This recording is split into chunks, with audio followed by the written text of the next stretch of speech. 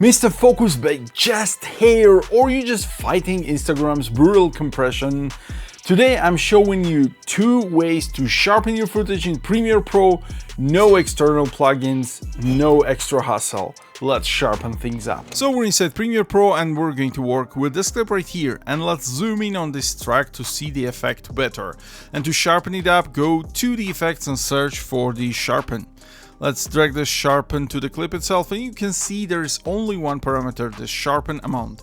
Let's increase this to something like 15. And I can clearly see the difference.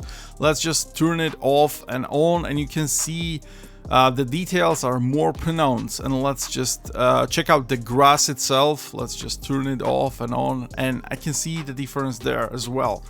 So this is one way of doing it. By the way, don't go with these crazy numbers because you can mess up your video and you don't want it. So this was the Sharpen, and it can be a bit aggressive, let's say, and there's just one slider to control it. So there's better way of doing this. Let's just drag this unsharp mask instead of Sharpen. And in here you can see there is 3 parameters, basically radius, threshold and amount, and it will add sharpness gradually, let's say, much more pleasing to the eye. So let's just turn it off and on, and you can see it's added the sharpness, but it's not that noticeable as with Sharpen. So let's just zoom out and let's zoom in on the grass and let's check it out.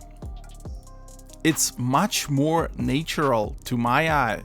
So basically, and you can go to something like 66 even. Let's just turn it off and on.